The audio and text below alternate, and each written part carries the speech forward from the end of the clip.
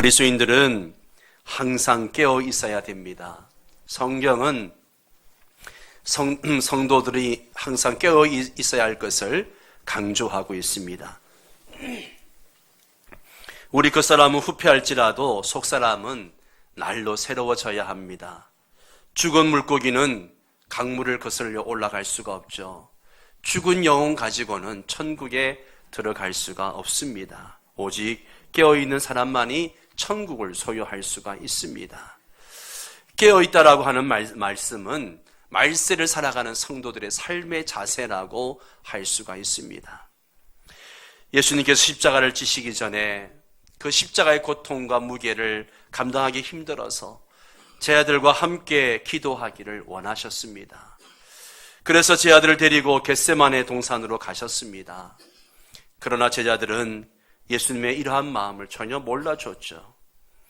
그래서 안일함으로 이 역사의 중요한 저녁을 준비 없이 맞이하는 제 아들에게 우리 주님이 하시는 말씀 보세요. 너희는 여기 머물러 깨어있으라. 너희는 여기 머물러 깨어있으라. 그렇게 말씀하시면서 홀로 가셔서 기도하셨습니다. 사도 바울은 거대한 세속화의 물결 앞에 서 있는 로마 교회 성도들에게 너희가 이 시기를 알거니와 지금은 자다가 깰 때라, 그렇게 편지를 쓰고 있습니다. 또 바울은 골로새 교회를 향해서도 기도에 감사함으로 깨어있으라, 그렇게 권면합니다. 오늘 사도 요한은 영적으로 죽어가면서도 그 위기를 깨닫지 못하는 한 교회를 향해 깨어나라, 이런 주님의 메시지를 전달하고 있습니다. 요한계시록 3장 2절에 너희는 일깨워 그 남은 바 죽게 된 것을 굳건하게 하라 말씀하십니다. 그리고 3절에서 다시 일깨지 아니하면 안 된다라고 말씀하십니다. 이 교회를 향한 권면의 키워드가 바로 깨어나라입니다. 깨어나라. 이 교회가 바로 소아시아 7교회 중에 5번째 교회인 4대 교회입니다. 4대 교회에 나타나신 주님의 모습을 한번 보십시오. 어떤 모습으로 나타나셨습니까? 3장 1절입니다. 4대 교회 사자에게 편지하라. 하나님의 7 영과 7 뼈를 가지신 이가 이르시되 내가 내 행위를 아노니 네가 살았다는 이름을 가졌으나 죽은 자로다. 하나님의 7 영과 7 뼈를 가지신 이가 이르시되, 하나님의 7 영은 무엇을 가리키는 것인가? 이 요한계시록에 보면 하나님의 7 영이란 말이 몇 번 나옵니다. 4장 5절에 보면 보좌로부터 번개와 음성과 우레소리가 나고 보좌 앞에 켠 등불 7이 있으니 이는 하나님의 뭐라고요? 7 영이라. 5장 6절에도 내가 또 보니 보좌와 내 생물과 장로들 사이에 한 어린 양이 서 있는데 일찍이 죽임을 당한 것 같더라. 그에게 7 뿔과 7 눈이 있으니 이 눈들은 온 땅에 보내심을 받은 하나님의 7 영이라. 7 영은 바로 성령님을 가리킵니다. 성령님께서 하시는 일이 무엇입니까? 여러 가지가 있지만 성령님의 대표적인 일은 살리는 일이십니다. 살리는 일을 하십니다. 성령은 죽은 영을 살리시는 영이시기 때문에 영적으로 죽어있는 4대 교회를 살리실 7 영의 모습으로 나타나신 겁니다. 그리고 7 뼈는 하나님의 교회를 살피시고 보호하시고 하나님의 종을 권능으로 붙드신 주님의 모습을 나타내고 있습니다. 왜 주님께서 하나님의 7 영과 7 뼈를 가지고 나타나셨을까요? 그것은 4대 교회의 상황과 밀접한 연관이 있습니다. 4대 교회는 살았다라고 하는 이름은 가졌지만 실제로는 죽었다라고 하는 선언을 받은 교회이기 때문에 이 교회를 향하신 주님의 경고입니다. 4대 교회는 리디아 왕국의 수도로 인류 역사상 최초로 금과 은으로 화폐를 만들어 사용할 정도로 그 당시 부의 상징이 되었던 그런 도시였습니다. 사진을 잠깐 보면요, 역사가 헤로도토스는 이 4대 성에 78개의 돌기둥으로 이루어진 거대한 아르테미스 신전을 중심으로 이 도시에서 바로 연회와 오락과 축제가 끊임없이 있었다라고 기록하고 있습니다. 저 사진이 바로 아르테미스 신전 사진입니다. 앞에 사진 좀 볼까요? 저 붉은 벽돌로 지은 곳이 바로 그 신전 옆에 붙어있는 4대 교회의 모습입니다. 이 신전이 얼마나 큰가, 마지막 사진을 보면 돌 기둥 하나가요, 장정 3명이 둘러싸야만 감쌀 수 있는 그 정도의 큰 돌 기둥이 무려 78개나 있는 신전입니다. 이러한 신전에서 매일같이 연회가 벌어지고 오락과 축제와 향락이 끊임없이 벌어졌다는 것이죠. 이러한 사치와 무분별한 생활과 세속성은 훗날 4대 교회 성도들의 순수한 믿음조차도 급속하게 세속화시켰습니다. 세상을 변화시켜야 할 교회가 오히려 세상의 영향을 받아서 복음이 아닌 세상의 권력과 재물과 그리고 세상의 쾌락을 소망으로 착각하며 살기 시작했다는 것이죠. 오늘 본문을 보면 이 4대 교회를 향한 메시지는 거의 칭찬이 없습니다. 그러나 주님은 이러한 교회이지만 그래도 교회에 희망의 싹이 존재한다라고 말씀하십니다. 2절에 보면 아직 남아있는 것이 있다라고 말씀하십니다. 그리고 4절에 가서는 옷을 더럽히지 않고 흰 옷을 입고 주님과 동행하는 자들이 이 교회 안에 있다라고 하십니다. 먼저 2절을 볼까요? 너는 일깨어 그 남은 바 죽게 된 것을 굳건하게 하라.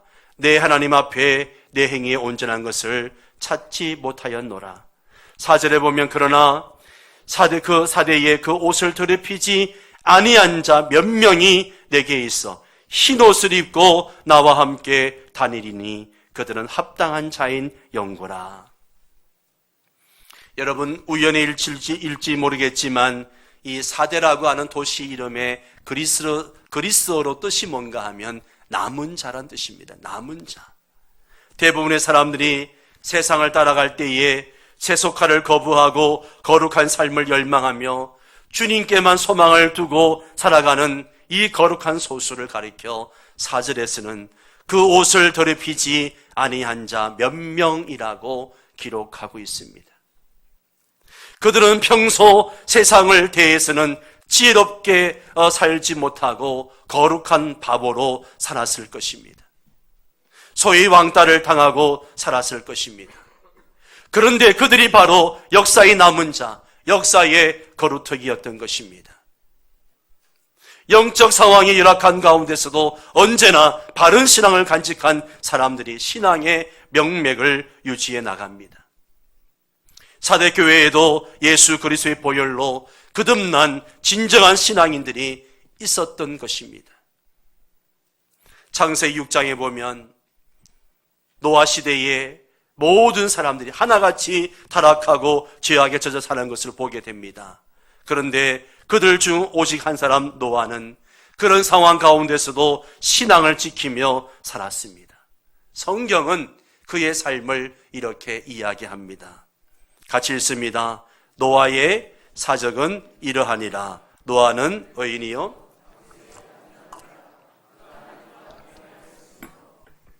모든 사람들이 다 죄악의 길을 걸어가고 있을 때에 노아는 하나님과 동행했습니다. 4대 교회에도 신앙의 정절을 지키며 늘 진리 가운데 깨어있는 성도들이 있었습니다.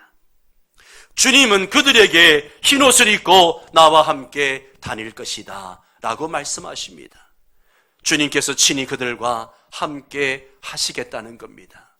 그들과 함께 거주하시면서 영원토록 교제하시겠다는 말씀이죠. 사랑하는 성도 여러분, 모두가 세상의 가치와 편리를 추구하며 살아가는 시대에도 하나님의 뜻을 따르며 진리대로 살아가려고 몸부림치는 남은 자, 이기는 자가 하나님의 역사를 이루어 나갑니다. 진리는 다수에 의해서 결정되는 것이 아닙니다. 사람들은 다수를 따라가고 다수의 목소리에 귀를 기울입니다. 그러나 진실한 성도는 다수의 소리에 귀를 기울이는 것이 아니라 하나님의 말씀, 진리에 귀를 기울이고 살아갑니다. 이 사대교회에는 모든 사람들이 옷을 더럽히며 불의와 타협할 때에 자기의 신앙의 옷을 더럽히지 아니하고 신앙의 정절을 지킨 사람들이 있었습니다. 사랑하는 성도 여러분, 우리도 이 소수의 사람과 같은 사람이 되기를 바랍니다.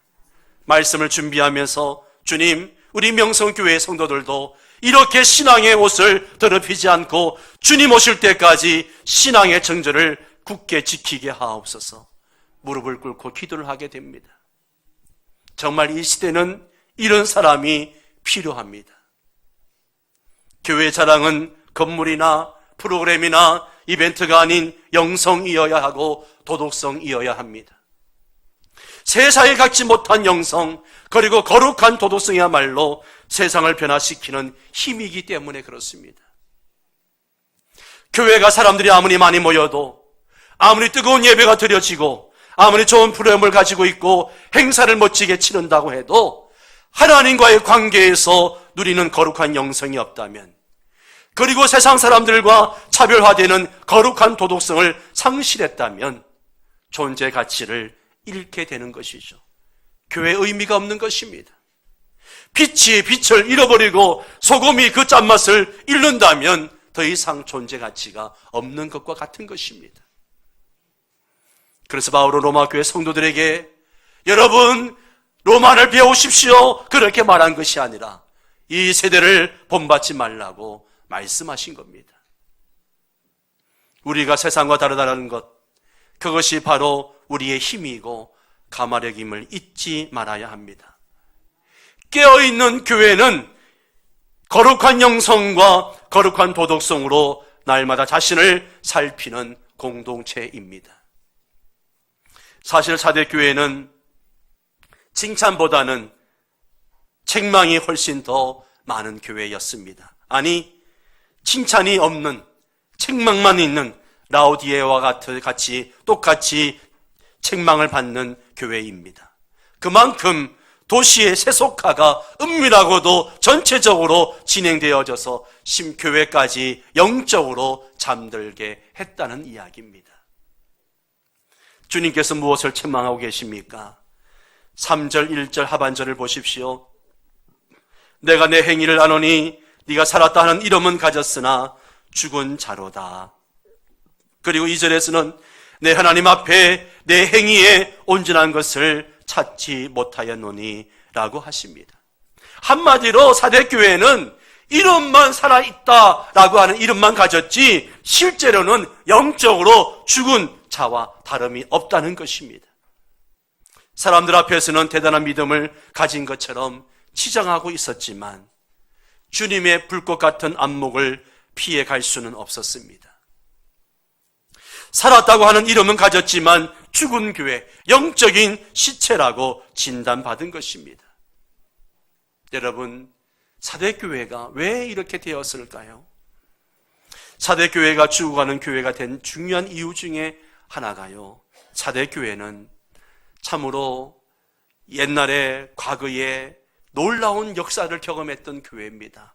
에베소 교회와 함께 소아시아의 7교회들 가운데서 복음 전파의 본부 역할을 감당했던 교회가 사대교회였습니다. 그런데 세월이 흘러가면서 이 교회가 서서히 죽어가고 있었습니다.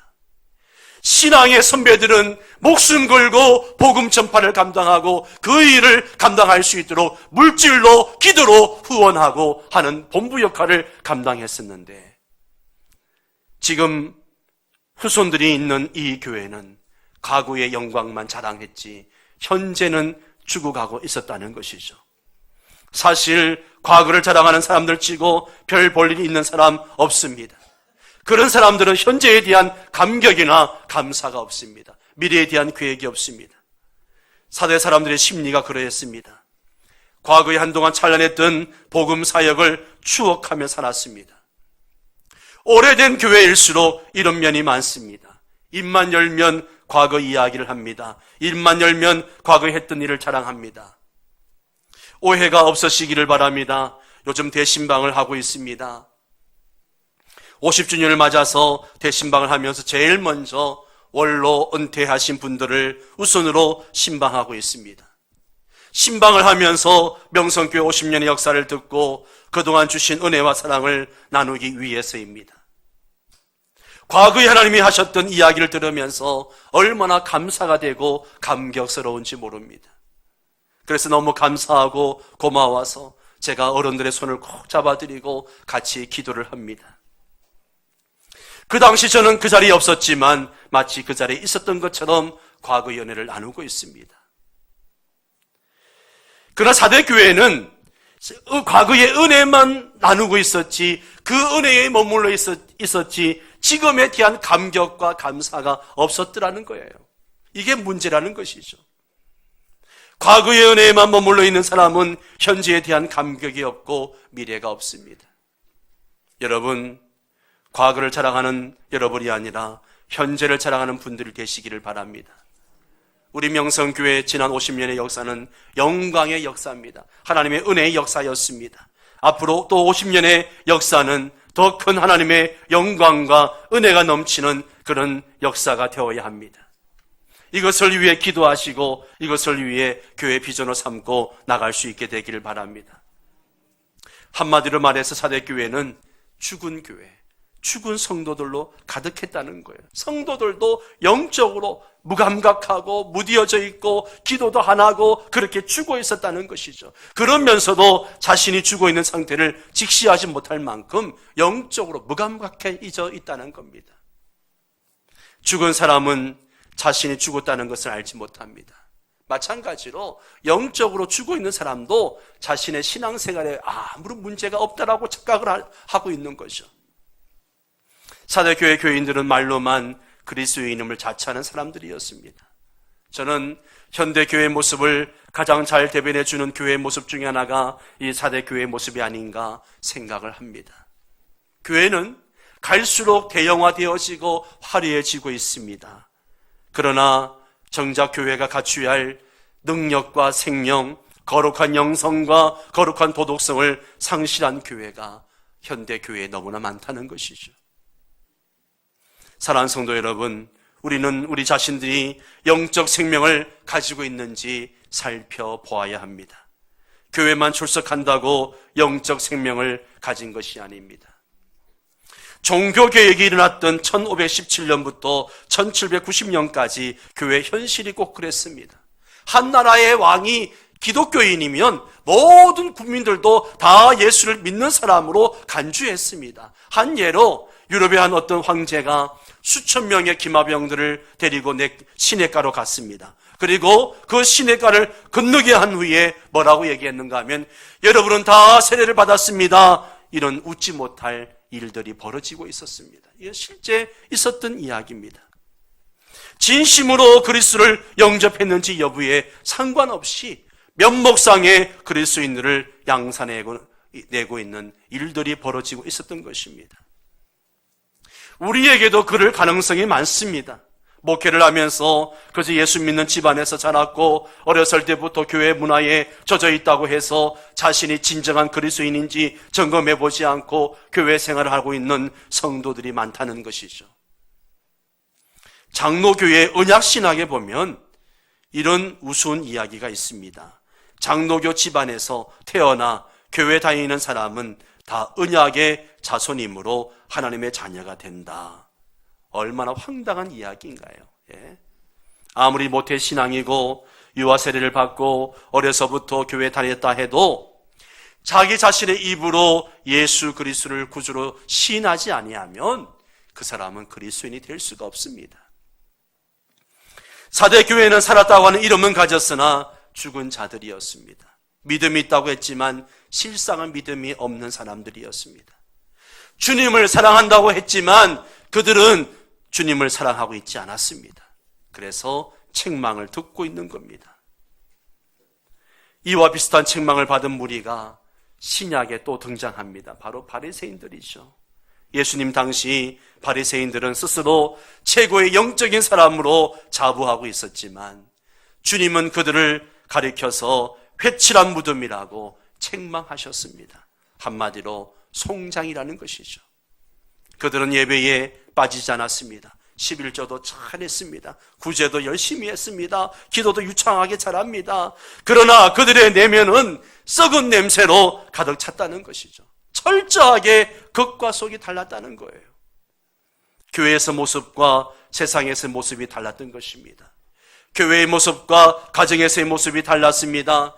사람들 앞에서와 하나님 앞에서의 모습이 너무나 달랐다는 것이죠. 주님의 말씀을 들어볼까요? 같이 읽습니다. 화 있을진저 외식하는 서기관들과 바리새인들이여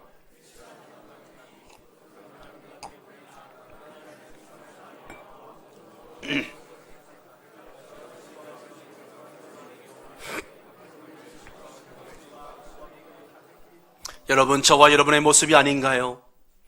이들은 모두 종교적인 외식자들이고 위선자들이었던 것입니다. 그러면 사랑하는 성도 여러분, 겉으로 드러나는 종교적 활동에서만 자신의 존재의 의미를 느끼는 사람일수록 바리새인처럼 될 확률이 많습니다. 그런 분들은 늘 조심해야 됩니다. 사대교회가 그랬다는 거예요. 우리가 만일 믿음의 진정한 의미를 하나님 앞에서 깊은 내면과 인격에서 발견하지 못하고 겉으로 드러나는 어떤 활동에서 찾고자 한다면 언제든지 사대교회의 비극은 시대를 훌쩍 뛰어넘어서 여러분과 저의 비극이 될 수도 있습니다. 그러면 사대교회에서 배워야 할 건강한 교회의 비전은 무엇일까요? 한마디로 깨어있는 교회, 깨어있는 성도가 되라는 겁니다. 교회여 깨어나라는 겁니다. 건강한 교회는 깨어있는 교회, 건강한 성도가 깨어있는 성도입니다.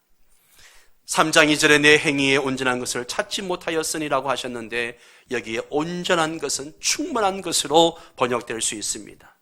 깨어있는 성도는 주님의 영성과 그 도덕성으로 충만한 사람, 충만한 교회라고 할 수가 있습니다. 그런데 문제는 어떻게 우리가 깨어있는 성도로 살아갈 수 있느냐는 거예요.